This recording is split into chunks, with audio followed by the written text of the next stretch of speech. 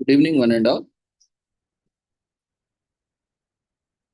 We welcome you all to the International Webinar Series on Holistic Health, Well-being and Sustainable Development 2024, commemorating Azadi Ka Amrit Mahotsav, nation celebrating 76 years of independence, and United Nations Sustainable Development Goals 2050 to 2030 as part of awareness and campaigns in collaboration with Sri Holistic Health Foundation India and Sri Research Institute Center for Art, Sciences and Wellbeing.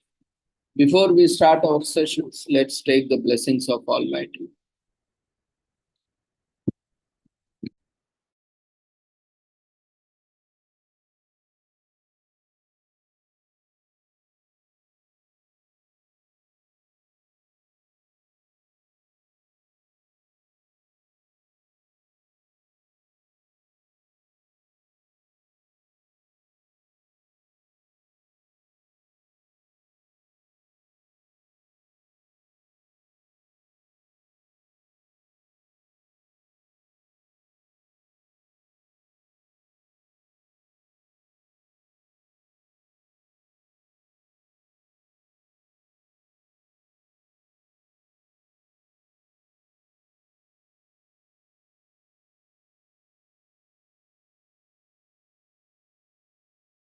कुरुत्वं कल्याणम् आरोग्यं धनसम्पदः शुभं कुरुत्वं कल्याणम् आरोग्यं धनसम्पदः शत्रुबुद्धिविनाशाय दीपज्योतिर्नमोऽस्तुते दीपज्योतिर्नमोऽस्तुते शुभं कुरुत्वं कल्याणम् आरोग्यं धनसम्पदः शुभं कुरुत्वं कल्याणम् आरोग्यं धनसम्पदः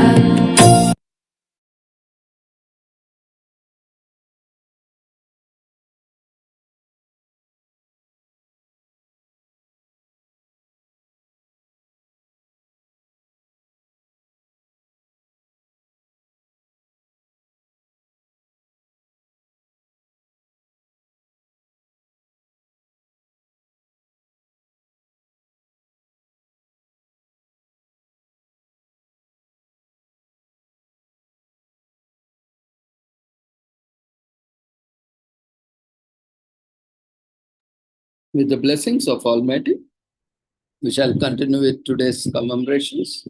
Today,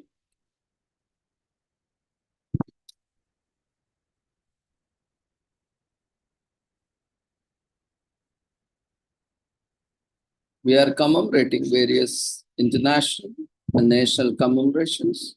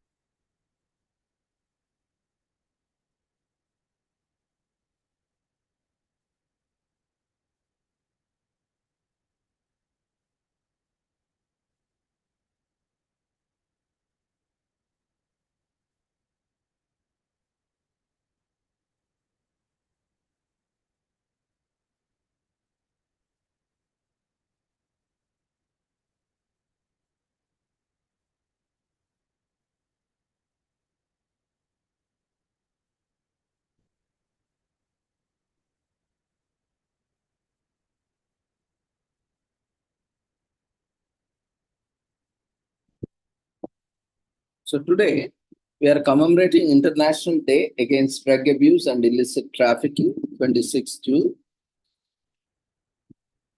Every year, by resolution 42 by 112 of 7 December 1987, the General Assembly decided to observe 26th June as International Day Against Drug Abuse and Illicit Trafficking as an expression of its determination to the strength, action, and cooperation to achieve the goal of an international society free of drug abuse. supported each year by individuals, communities, and various organizations all over the world. This global observance aims to raise awareness of the major problem that illicit drugs represent to society. The evidence is clear. Invest in prevention. The global drug problem presents a multifaceted challenge that touches the lives of millions worldwide.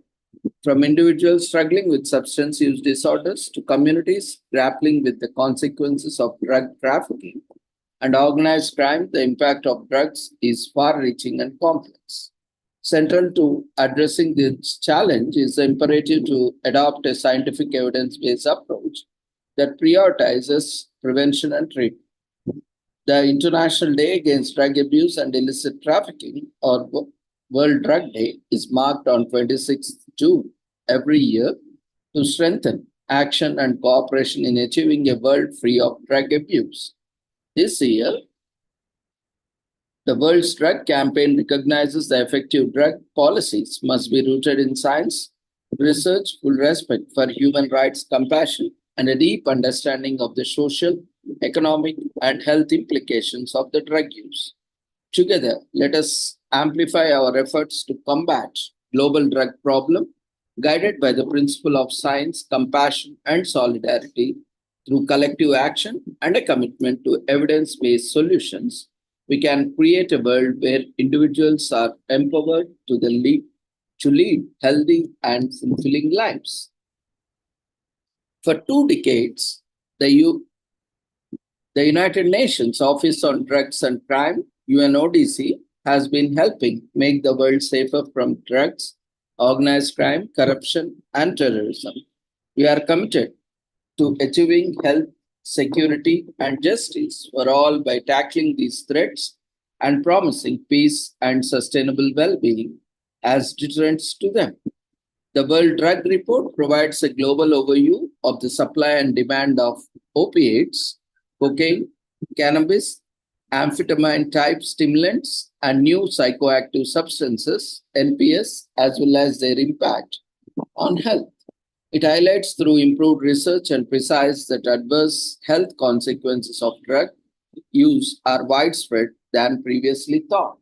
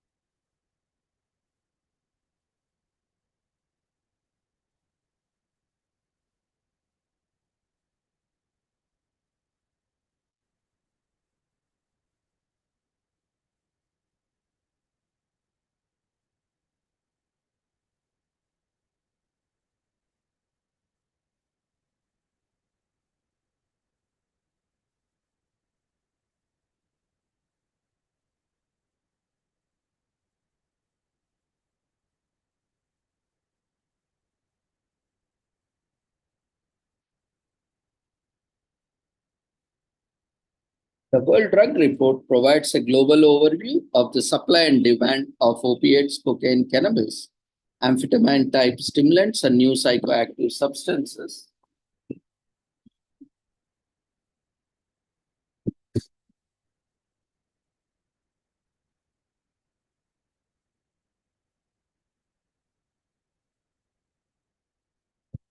As well as their impact on health. It highlights through improved research and more precise data and the adverse health consequences of the drug use are more widespread than previously thought.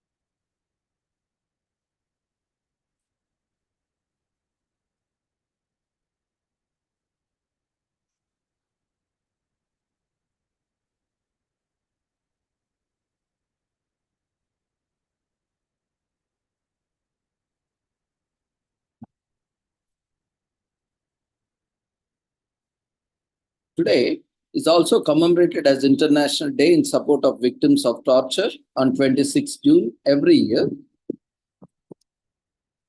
Torturers must never be allowed to get away with their crimes, and systems that enable torture should be dismantled or transformed. UN Secretary General Antonio Guterres, torture, a crime against humanity, is a crime under international law. According to all relevant instruments, it is absolutely prohibited and cannot be justified under any circumstances. This rule is part of widely accepted international law. That means that every country must follow it, even if they haven't agreed to that specific treaties prohibited torture. The systematic or widespread practice of torture constitutes a crime against humanity. The United Nations has condemned torture from the outset as one of the vilest acts perpetrated by human beings on other fellow human beings. On 12 December 1997, by Resolution 52 by 149, the UN General Assembly proclaimed 26 June the United Nations International Day in support of victims of torture with a view of the total eradication of the torture and effective functioning of the Convention Against Torture and Other Cruel, Inhuman, or Degrading Treatment or Punishment. The observance serves as a call to action for stakeholders, including UN member states, civil society, and individuals everywhere to unite in support of the hundreds of thousands of people around the world who have been victims of torture and those who are still tortured today.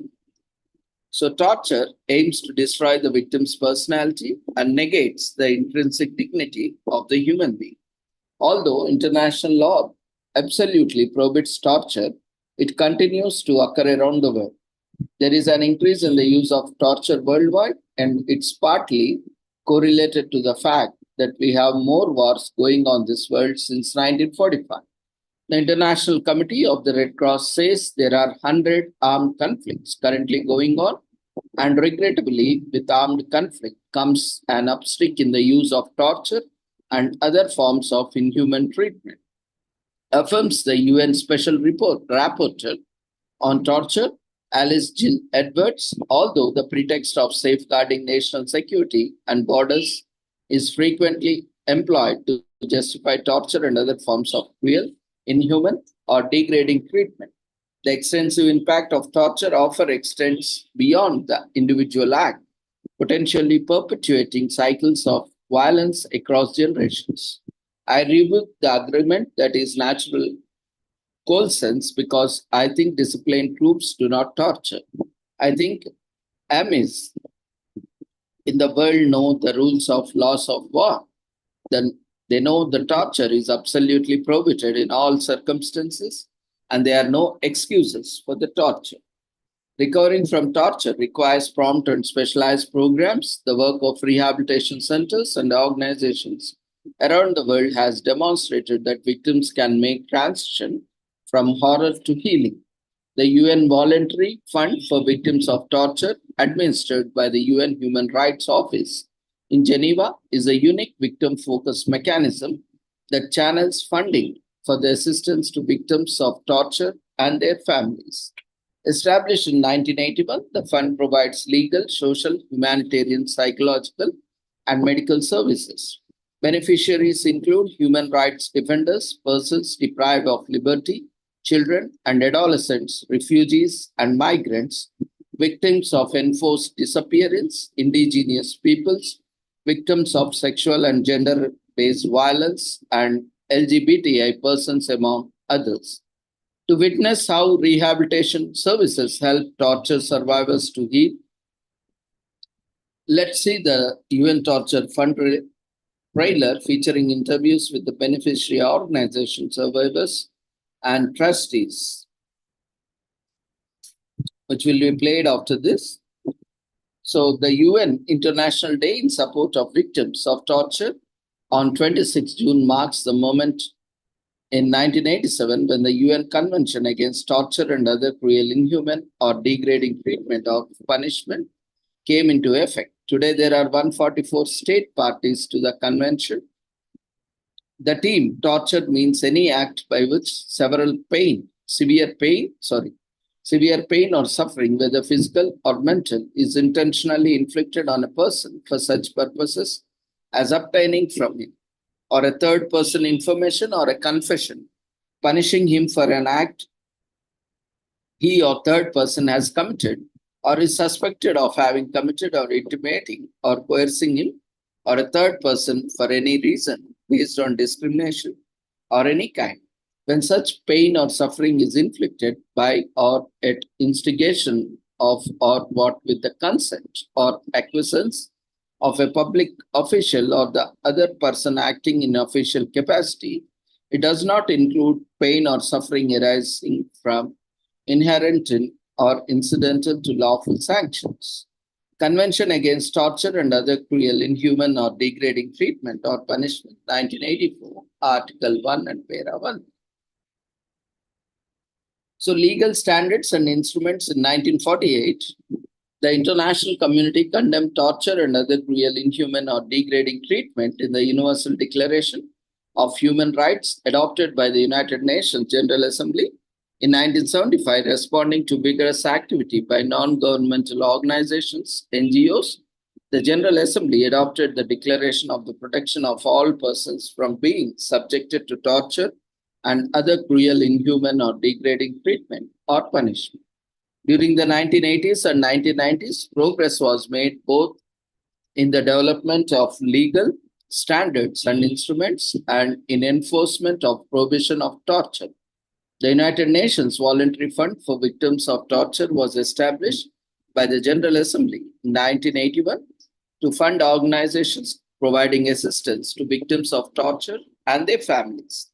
The Convention Against Torture and Other Cruel, Inhuman, or Degrading Treatment or Punishment was adopted by the General Assembly in 1984 and came into force in 1987.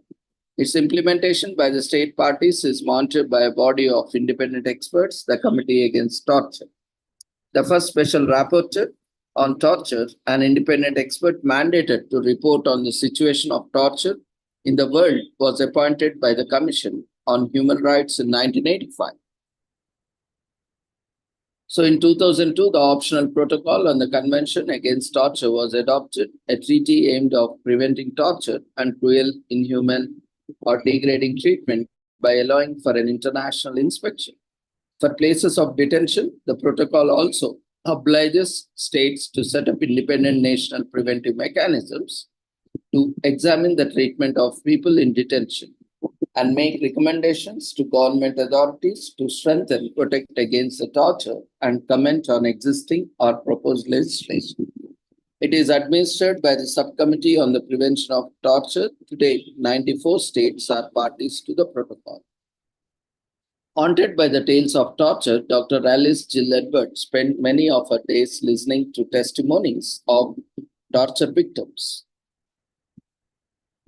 So I do remember the faces of most people I have met. In fact, keep me going in this work. And at the same time, of course, their stories haunt me, says UN Special Rapporteur on Torture. In this episode of the Big Night podcast, Edwards reflects the challenge of holding states, their commitments, and the visible and invisible scars of torture.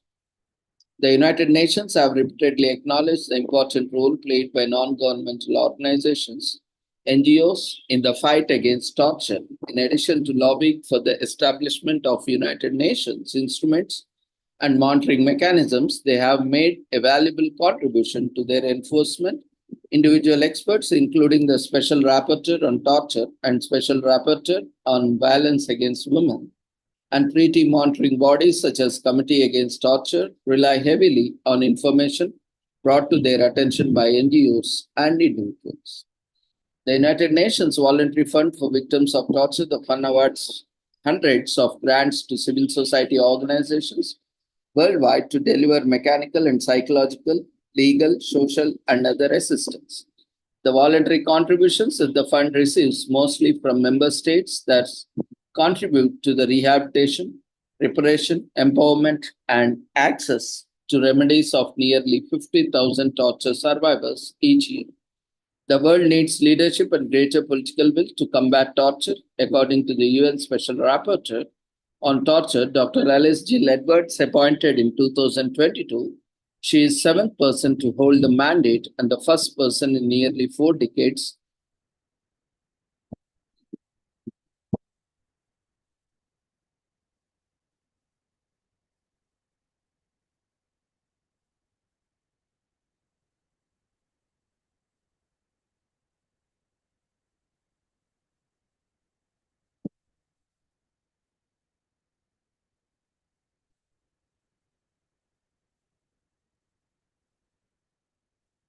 Today is also commemorated as World Refrigeration Day, as we all are set to celebrate and appreciate the refrigeration sector. Before going to that, let's watch a few videos on the previous commemoration, then we will.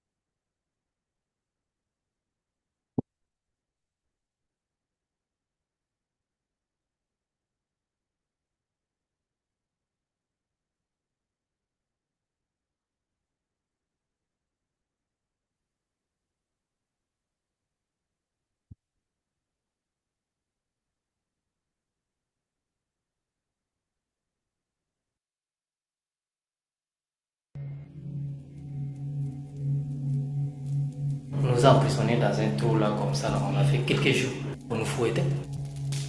Todos esos problemas están en la oscuridad. Patanyal lera sizum kaks hamui pushti liya berdugum.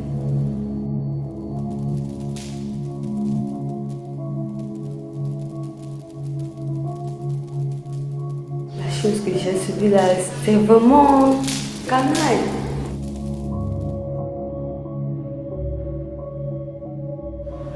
I was just telling myself that it will pass.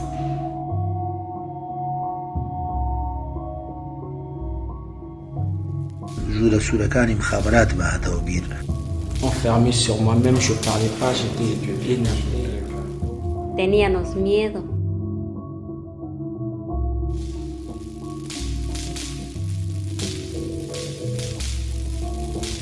Take one member of a society, torture him or her, it's as if you torture all the society.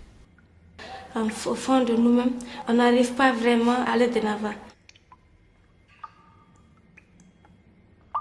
حتى زوجتي يعني باقي حتى أصدقائي ما ألتقي بهم. The existence of a fund like this is very important for torture survivors because it takes a very holistic approach.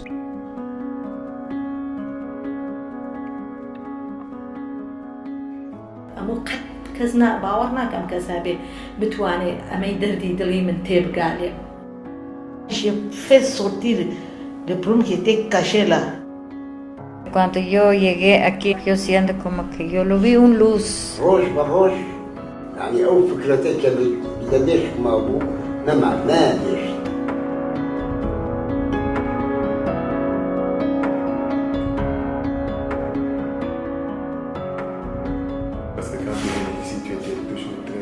Oui, triste, très triste. Je sais que demain il serait quelqu'un, soit une battante.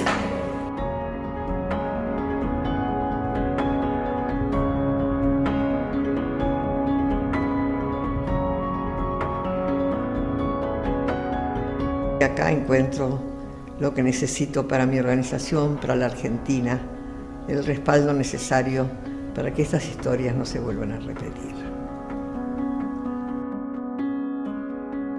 El Fondo Voluntario para las Víctimas de la Tortura está muy cerca de mi corazón.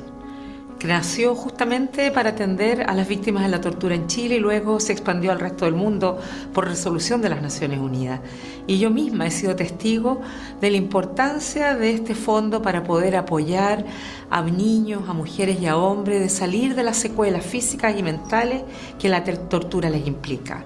Por eso es que creo que es tan importante continuar apoyándolo, para que mucha gente en todas partes del mundo que han vivido el horror de la tortura puedan rehacer sus vidas y salir adelante en las mejores condiciones posibles.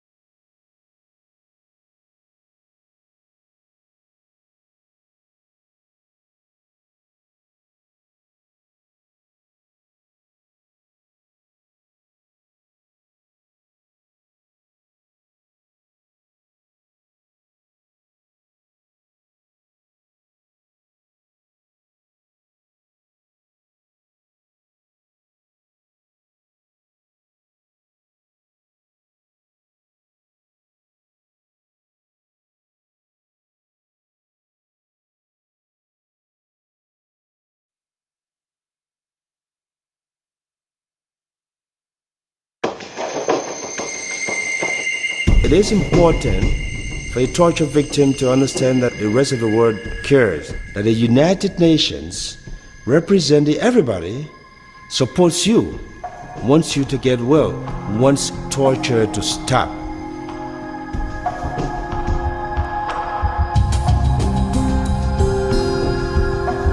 I'm not looking for revenge. I'm looking only for justice.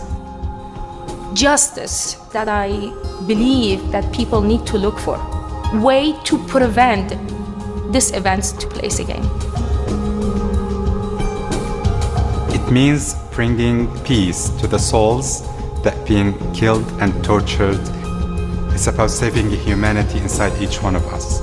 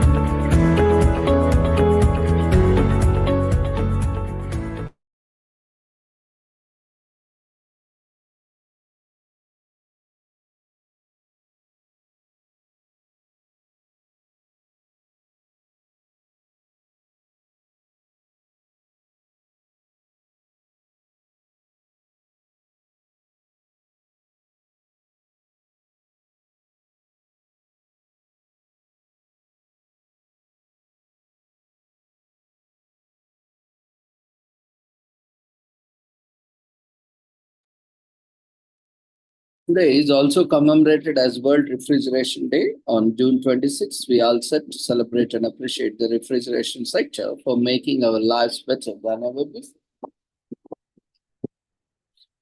So, the first mechanical refrigerator was made more than 300 years ago. Before that, people depended on storing edibles in cellars or underwater to keep them cool and safe from bacteria. Modern refrigeration revolutionized the way of living. It is considered an essential part of life. Now, nearly all households in the United States have no refrigerator, according to a 2009 report by US Department of Energy. Refrigeration completely changed the way people live their lives. It gave them comfort, better food and drink storage options, and even helped in saving lives. This wonder of science and technology is everywhere around us. It helps the surgeon operate in air-conditioned hospitals, which reduces the possibility of infection by bacteria. Our food and drinks remain safe to consume even after weeks. It is used in the spaceships to control the temperature, and it is even used for sports. On World Refrigeration Day, we celebrate the wonder of refrigeration. It was first celebrated on June 26, 2019. Refrigeration has always been a necessity for people through the ages. People in China used out and store in around 1000 BC. Indians and Egyptians kept earthen pots outside at night in the form of ice. In the 18th century, Europeans wrapped salted ice in flannel and kept it underground. The onset of modern refrigeration started with William Cullen, who observed the cooling tendency of the evaporation process. In 1720, in 1835, Jacob Perkins, the father of the refrigerator, was granted the first patent for a vapor compression cycle, which used liquid ammonia. The title of his patent was Apparatus and Means for Producing Ice and in Cooling Fluids. So the popularity of refrigeration grew by leaps and bounds in the 19th century. It was widely used first by brewers and then by meat industry, and slowly it became essential for normal households. Ice storage warehouses were built in Seoul, South Korea, which use ice from Han River, and these warehouses still stand in 1396 AD. William Cullen holds the first documented public demonstration of artificial refrigeration in 1756. Refrigerators are present in 99% of American households in 2005.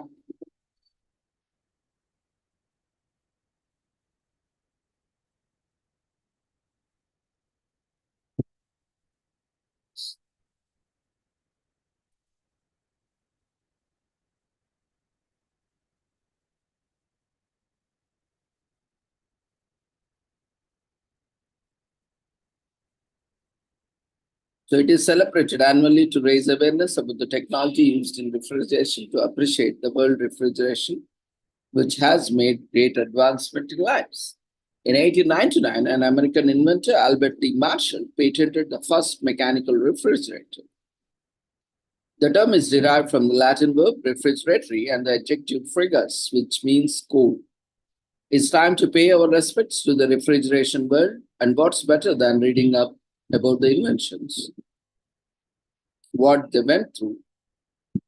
Bring refrigeration to your home. On World Refrigeration Day, various organizations hold webinars and seminars on the importance of refrigeration as well as career options in this field.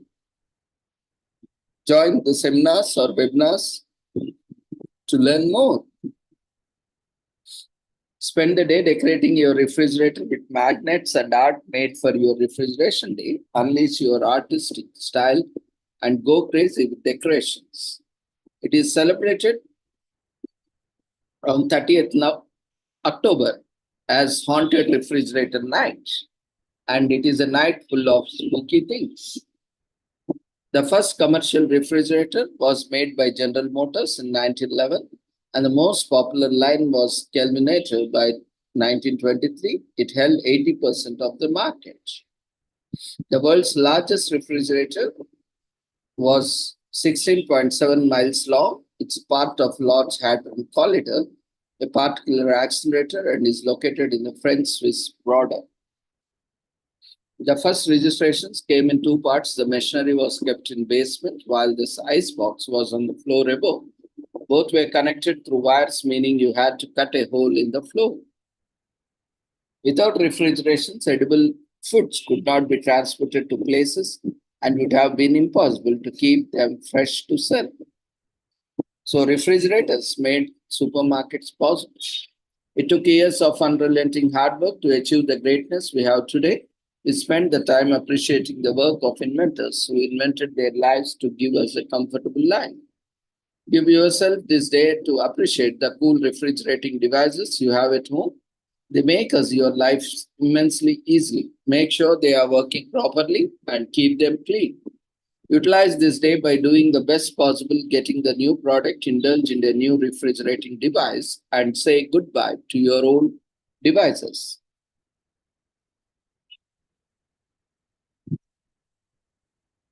Forgiveness Day is also commemorated on June 26th in US every year.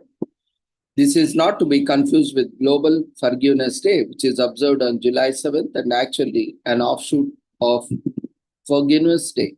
The day was incepted by the Christian Embassy of Christ Ambassadors, CECA.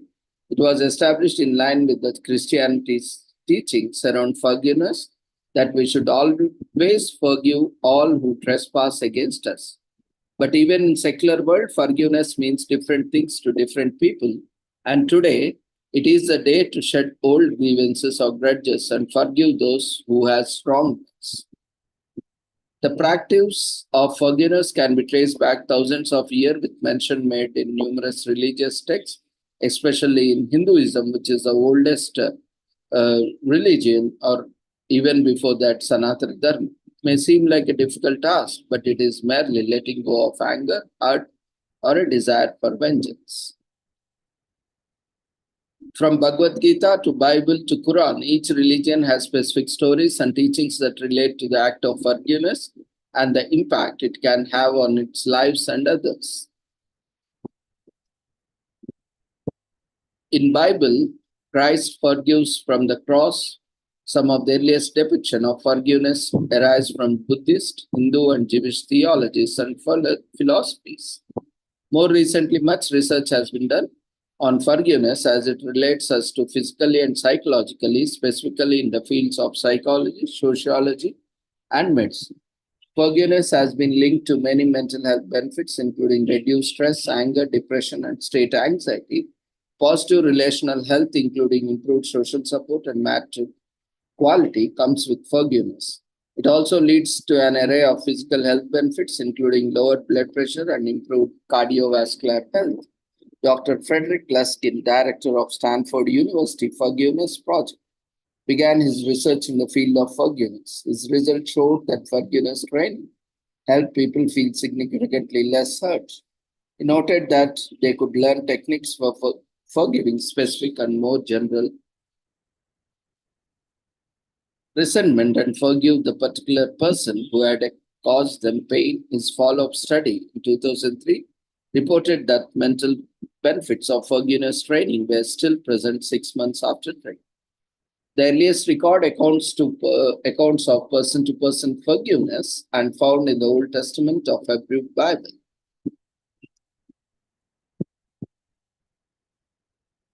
So, true meaning of forgiveness is defined as a conscious and deliberate decision to release feelings of resentment or vengeance, regardless of whether you or they deserve your forgiveness. Forgiveness can bring peace and lead to feelings of understanding, empathy, and compassion for the one who hurt you. You should reflect on the situation and put yourself in other person's shoes, if that is possible. Choose to release negative feelings for your own sake. You should decide to learn from the experience and then let go. Finally, you should decide where you want to go from here. Extend yourself compassion, show yourself some love, and forgive yourself. And this may be the most difficult kind of forgiveness. So call, talk, or email someone who may have wronged you, forgive them, and begin to heal.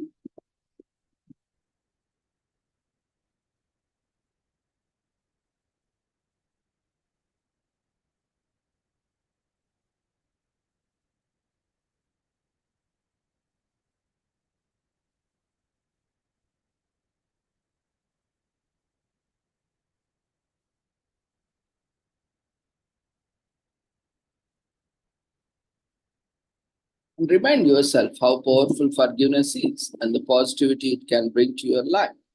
The more you learn, the easier you'll find to forgive people. Research shows that holding on to grudges resulting in chronic stress, which makes you more vulnerable to disease. Research shows that forgiveness enables couples to work together more cooperatively, whereas couples who don't tend to forgive do not work together as well. Forgiveness does not condone actions, it means you have let go. Don't expect an apology, but rather forgive that person so that you can move forward. You will need to work through negative emotions before being able to fully forgive. So it is a day when you take full control and responsibility for your well-being, even when faced disappointing deeds. Forgiveness sets you free to go forward again in life. By continuing to work for good and be a loving person, you send the message that love is stronger than hate. This makes you stronger and a better person. It can make otherwise realize how important relationships are and help rebuild them. Everyone wants peace, and forgiveness releases that over your life. So today is also commemorated as Flag Day of Romania, June 26, 2024. This day was established in 1998 according to the Constitution of Romania. The flag of Romania is tricolor. The colors are arranged vertically in the following order from flagpole: blue, yellow, and red. The history of Romania's national flag can be traced back to 1821 during the Wallachian uprising, when all three colors were featured on the canvas of the revolutionary flag. Today is also commemorated as Azerbaijan Armed Forces Day in Azerbaijan, which is commemorated on June 26th every year. The Republic of Azerbaijan was a former member of Soviet Union and has its original armed forces dissolved by Soviet authority. In 1991, following the dissolution of Soviet Union, the nation found independence was able to re-establish its armed forces. The people of Azerbaijan joyfully celebrate June 26 to mark the special event. There are parades, fireworks, and official processions in every city and town. The event also honors the brave men and women who perform their duties in keeping Azerbaijan safe. Azerbaijan, officially the Azerbaijan Republic, is a transcontinental republic bordering Eastern Europe and Western Asia. Historically, Azerbaijan was a wider territory that was part of Persia, the former Azerbaijan.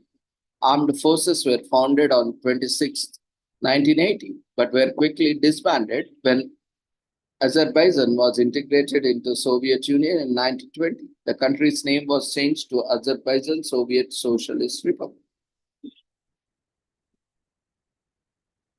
Today is also commemorated as National Barcode Day.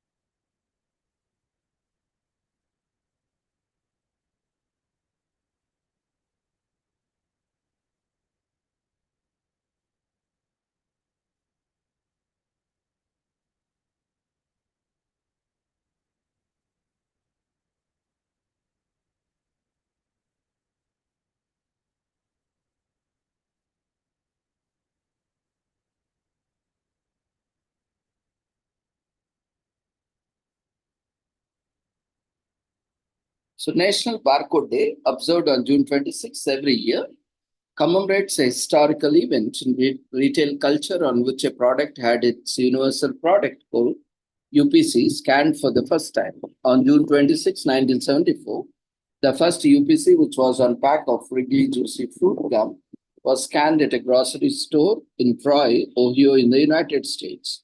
It became a momentous achievement for the grocery industry and to date remains one of its best innovations yet. In 1932, American Wallace Flint proposed a system for automating store check using punch cards.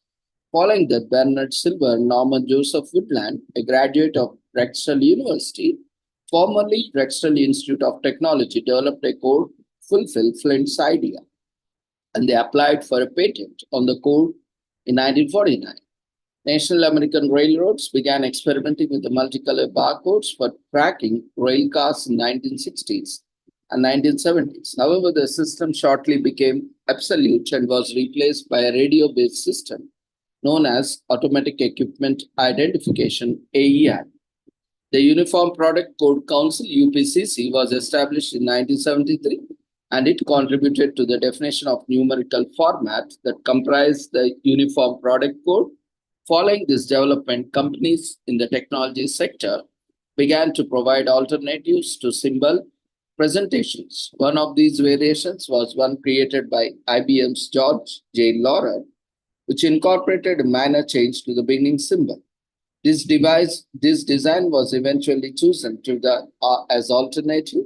On June 26, 1974, 10-pack of chewing gum was purchased at the Mars supermarket in Troy, Ohio, and went to become the first UPC marked grocery product in American history to be scanned successfully by a barcode. To date, there is a fax of the transaction on display of Smithsonian. Wallace Flint introduces the idea of an automated checkout system for products in 1932. Bernard Silver and Norman J. Woodland patented the idea for the code they developed years earlier in 1949. The Uniform Product Code Council, UPCC, is founded in 1973. A supermarket in Troy, Ohio, United States successfully scans the barcode on a pack of a fruit, chewing gum, marking a momentous point in the grocery industries in 1974. So a barcode, commonly referred to as a single word barcode, is a small graphic of lines, bars, and spaces that is attached to retail store items, identification cards, and post mail to identify a certain product number, person, or place. There is software designed to help create and generate barcodes for the personal use. Yes, QR code technology has no security flaws, cannot be hacked. In the honor of National Barcode Day, you should get some groceries, even if it's just so you can have barcode scanned. You can host a barcode party, get a scanner, and have guests comment in products and scan away. Whatever activity you settle for a National Barcode Day, share on social media using the National Barcode hashtag. Social media is the best way of disseminating information nowadays. The first UPC scanner was installed at Mars supermarket, the same place where the first successful barcode scanning was. Barcodes were first used to label railroads in the 1960s and 1970s. The system was, however, short-lived. Barcodes can only be scanned by special optical scanners designed to read barcodes. Barcodes have 99.9% scan rate, which makes them an extremely successful innovation. In Seattle, Washington, United States, there are QR codes inscribed on graves so that when scanned, information about the deceased fellow becomes available. So barcode makes for the very effective and efficient running of business. They do so by tracking and storing information about products. Barcoding saves time on manual tracking and information sourcing. It makes for more productivity. With barcodes, we know that the products we purchased are easily traceable. This comes in handy if there is ever need to get to the source. Today is also commemorated as National Beautician Day in US. When beauticians are celebrated for the services they provide, numerous studies have shown that people feel a different level of confidence when they look their best. The beauticians help achieve this. A beautician beautifies your features through makeup, hairstyling, manicures, pedicures, and so forth, and many benefit beautification. Many beauticians have had extensive training to become experts in their trade. Trained beauticians are also known as cosmetologists or stylists. Frequent visits to your local beauty parlor can forge a strong connection between you and your beautician. So take time out this June 26th to shower your beautician with tokens of appreciation. As the globalization and commercialization increased over the decades, the beauty industry grew with trends. Today, courses ranging from diplomas to bachelors to masters exist to help get people into the industry. Cosmetology is one such beautician branch. It deals with teaching and licensing people in becoming experts in the areas of nails, skincare, manicure, pedicures, hair, and electrology. World War I and World War II were especially revolutionary for the cosmetology industry. Many women were forced to join the workforce as men were enlisted to serve in the army. This saw women generally neglecting their beauty in the face of other priorities. Visits to the beauty parlor increased as more and more women enlisted the help of beauticians to beautify and pamper themselves. Beauticians then today provided relief to many other clients' worries that were not solely related to beauty. Friendships formed between beauticians and their clients because of the time they spent together.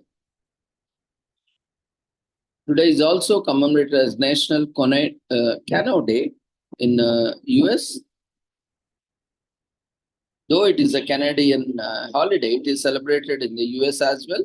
Canoeing is both a sport and recreational activity, ones that relaxing and good for the environment. Wherever there is water, there are canoeists. On National Canoe Day, thousands visit their favorite waterways, exploring their lakes and rivers or participating in the competitive aquatic events. Canoeing is a fun activity that's easy to learn and friendly to people across different age groups and is also a low impact form of exercise, so it's a good for your health too. Canoes have been around for millennia and used by different cultures and civilizations throughout the ages. The oldest canoe in existence dates back to 8000 BC. It was carved out by hand with basic flintstone tools from the hollowed out trunk of a pine tree. Canoes predate the arrival of Europeans on the American continent. They were widely used as a method of transport, catching food, trading items, and even in warfare. Native Americans used canoes made of birch bark trees, tying together strips of wood with strong roots, then sailing them up with a pitch to prevent leakage. In 3500 BC, the design of such American canoes was simpler but still effective. They made their boats from hollowed out logs, which they expanded with heat and sharpened on both ends. This made them cut through the water faster. Around 1500 BC, Polynesians had very elaborate and colorful canoes equipped with sails and crossbeams. They were much larger and sturdier than conventional canoes, as their purpose was ocean voyages. By the 19th century, the techniques and technology for building canoes has evolved thanks to the centuries of interaction.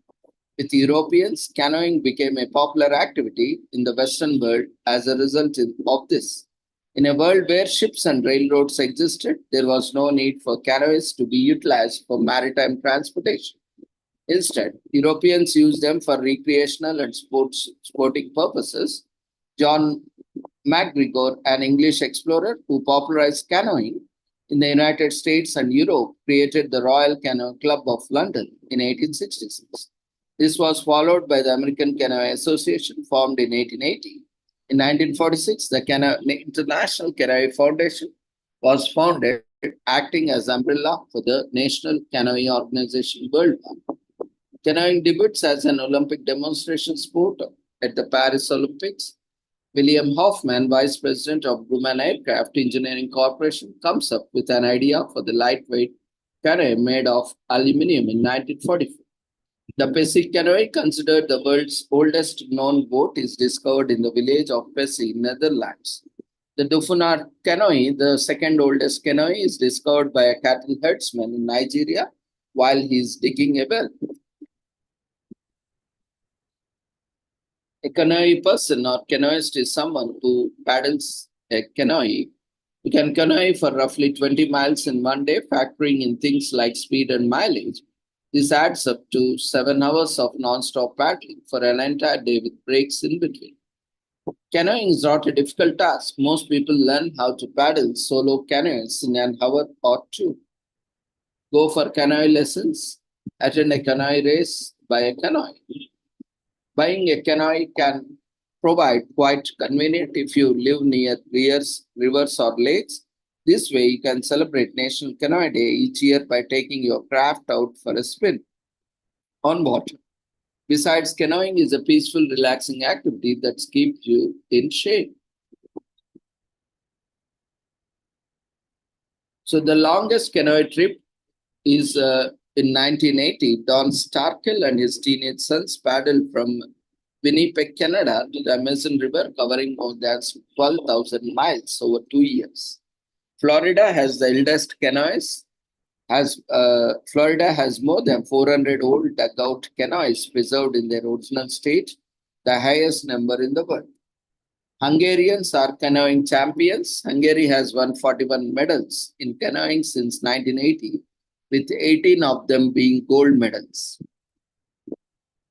Canoes are different from kayaks. Canoes have open decks with rowers sitting in or kneeling inside the canoe, while kayaks has closed decks with a hole cut in the center where the rower sits. During the Operation Franklin, canoes were used to transport commands to raid ships in the French port of Bordeaux, which was under German occupation at that time. So it highlights an obscure sport. It teaches us appreciate the environment, whether you are doing it recreationally or competing in an event. Canoeing takes place outdoors. On National Canoe Day, we get in touch with Mother Nature and deepen our appreciation for the environment.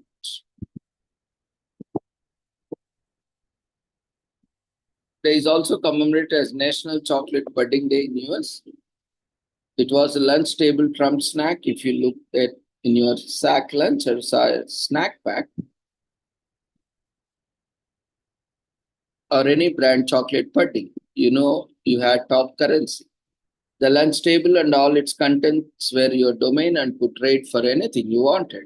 Note that you ever would, of course.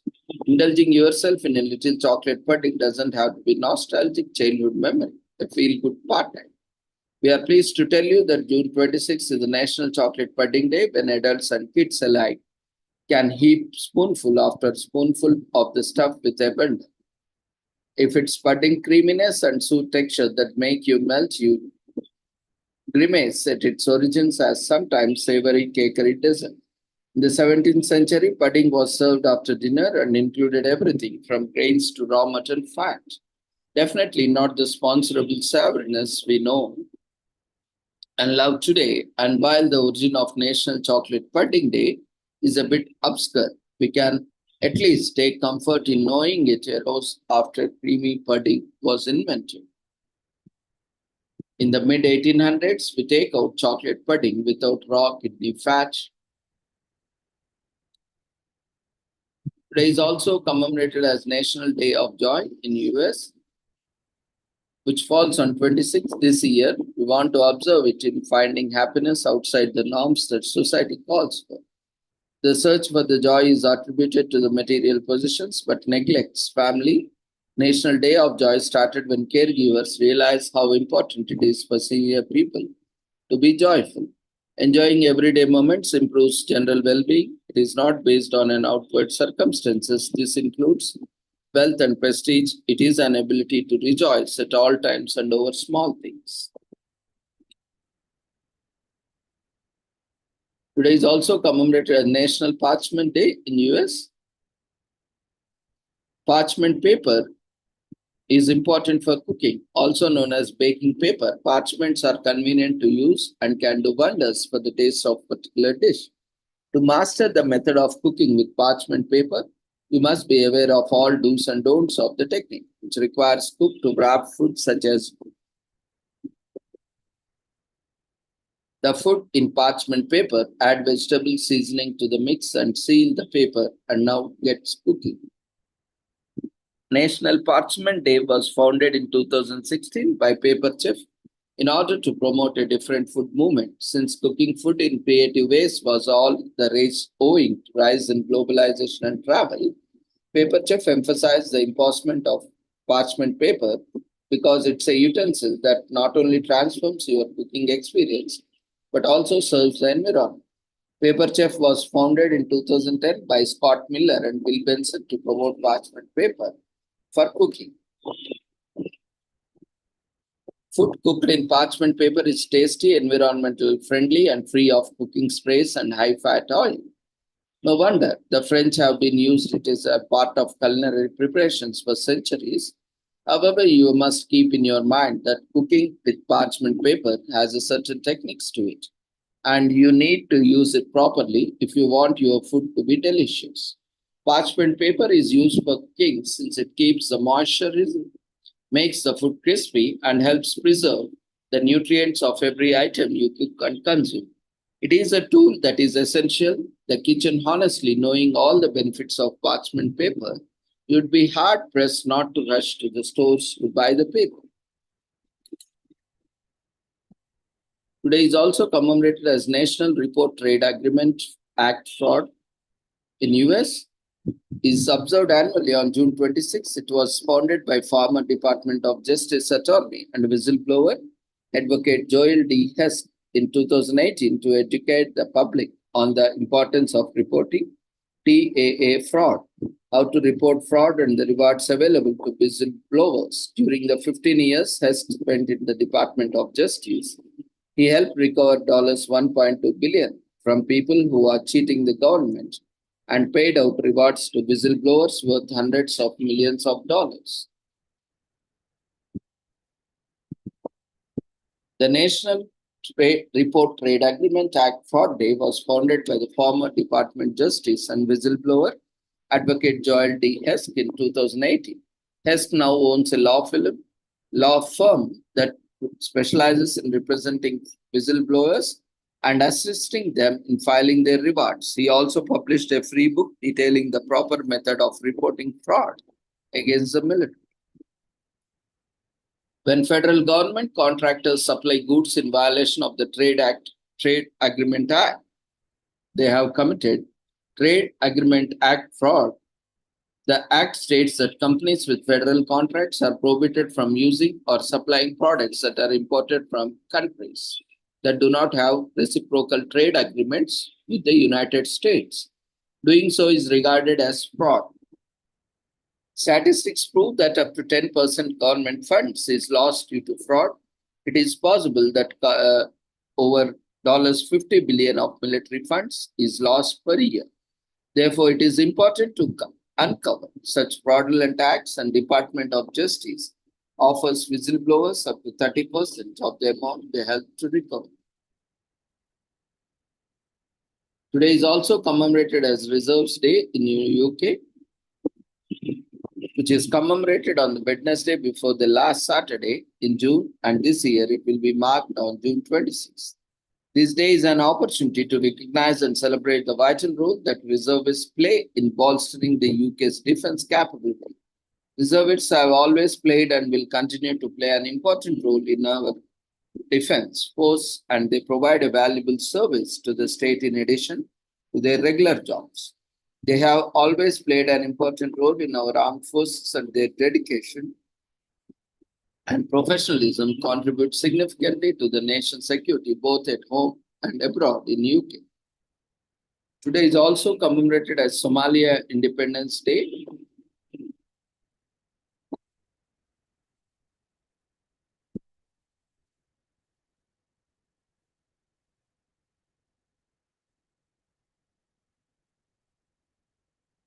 Which is annually observed on June 26. During the 19th century, Britain established a protectorate over a large part of Somalia, and it became known as British Somaliland. In 1920, Italy took over the northeastern sultanates of the country, forming Italian Somaliland. On June 26, 1960, British Somaliland gained independence and became the state of Somaliland. However, only 5 days later, on July 1st, the state of Somaliland merged with the trust territory of Somaliland to become the Somali Republic. So with this, we shall end today's commemorations for the day. And now, as we have mentioned, every day we will be having prayer or yoga session or exercise session. So today also we will observe and meditate for few minutes before closing the session for the global peace and harmony. The feedback form has been already shared in the form of polls. So you can do it after the meditation session. So we request everyone to stay calm, relax wherever you are, and pray for the global peace, health, and well-being.